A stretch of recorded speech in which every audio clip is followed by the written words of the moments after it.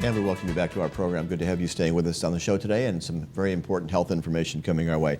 Dr. Hirose is back with us today. Welcome back to the show. Good to have you here. Thank you. Good morning. Good morning. We've been talking a little bit in the past about your background and your training, education. In addition to learning about medicine, you also teach. You've done some teaching at UCLA. Some of the future doctors are getting some of your expertise up there as well. And you're really become an expert in the field of, our blood, and specifically handling it, dealing with it, testing it, and doing some great testing for our residents here in the community. We talked about a little bit of your background last time. Let's get more specific. And I'm sure all your patients are different, but say someone comes to you for the first time, what's a typical experience for a new patient at your clinic? A patient usually comes for just a few indications that involve bleeding and clotting, and the most common would be a patient that has an abnormal heartbeat, and in that heartbeat there's a possibility of forming a clot. And so the patient is placed on a blood thinner to prevent the clot from forming inside the heart, and thus stop the chance of a stroke. So the patient will come to the clinic, and I and my staff would take a very complete history and physical to find out what are the other things that may contribute to heart attack, stroke, or any other bleeding or clotting event. After we have that information, we have a better database with which to adjust or recommend the standard amount of blood thinner. We use a medication called warfarin, which is one of the top 10 of the prescribed medications. Its trade name is Coumadin, and it is a drug that actually inhibits vitamin K, and vitamin K is in the food that we eat. The other interesting part of this is that the body also makes vitamin K, but indirectly. It's the bacteria in the colon and then the small intestine that makes vitamin K. So our approach to adjusting Coumadin or warfarin has to take in both those into account. What is the diet, and what are the things that can affect the bacteria in the colon, such as antibiotics. Right. So somebody could be eating the wrong kinds of food, internally generating more vitamin K, which is offsetting the good things being done by the medication. Absolutely, and the classic challenge is if you're on a liquid diet such as Ensure, ProBalance, or Boost that has lots and lots of vitamin K, have to make sure that we balance that out with the amount of medication. All right, very good. And of course, that's kind of what it's all about. Unlike a lot of medications where maybe a blood test, once a quarter or even once a month is sufficient, with Coumadin you have to do a lot more testing, I understand. Yes. To keep those levels at a safe level. A lot of us are concerned, and we're hearing so much today in Washington about all the cost of medical care and the various proposals being made in Washington, and a lot of discussion about the insurance industry. Yes. Insurance plans, any of those cover what you do? Yes, all the insurance plans cover coverage for prescribing, monitoring, and maintaining response to Coumadin.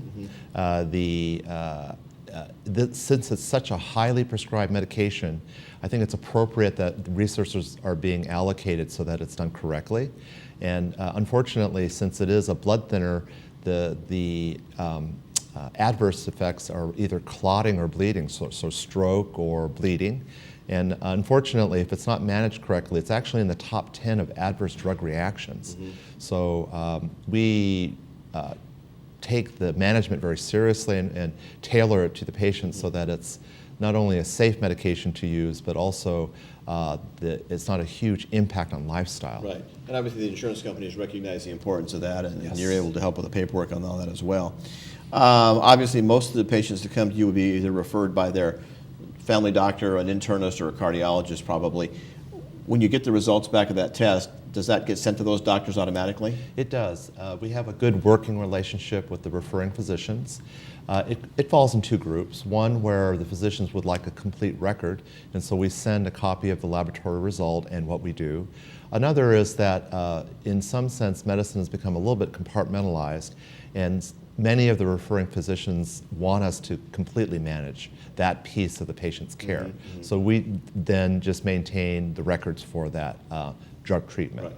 So they have recommended the Coumadin, but they're going to let you manage the dosage and the testing. That's correct. Okay. And that's what's very nice. The patient will come in, and within a very few minutes, we know the value, we know what's going on immediately, and we know how to adjust it so they know before they leave. I think most of us are used to getting a blood test either in the doctor's office, at a laboratory, or in the hospital, and results can take, well, if it's in the doctor's office or at a lab down the street from the doctor's office, sometimes a couple of weeks before you, as the patient, know. Yes. I understand yours is a lot faster. Yes, and we use a point-of-care device, and we believe that capturing the moment and knowing what the dose adjustment is the most important before the patient leaves, so that there's no people falling through the cracks or any misunderstandings. Mm-hmm. I understand there's some patients actually do a self-test at home.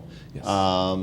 Risks involved in that? Yes, the government insurances actually cover home monitoring, and I think that for a portion of the population that's a very good option. Is it? It requires some knowledge, some skill base with a small instrument.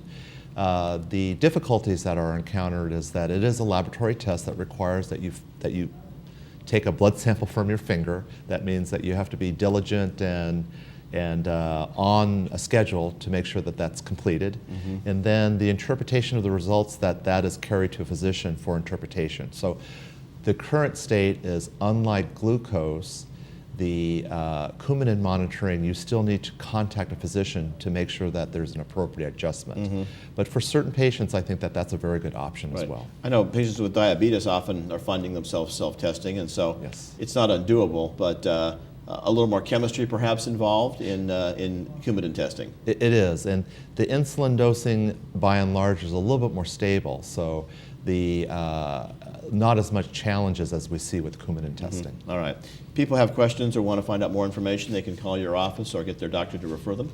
Yes. All right, very good. We have a new phone number that we'd like to give that is going to give the folks a chance to contact you. 487-2624 is the number there. And again, they can get more information, find out about referrals. And I know you and your staff are really specializing in this important area of our blood and all the interrelationships of it. So you're well trained, and your staff as well. They are. Doctor, we thank you for sharing some time with us. See you back here in a few weeks with more on our blood and how you can make sure all your levels are where they should be. We'll be coming back with more right after this.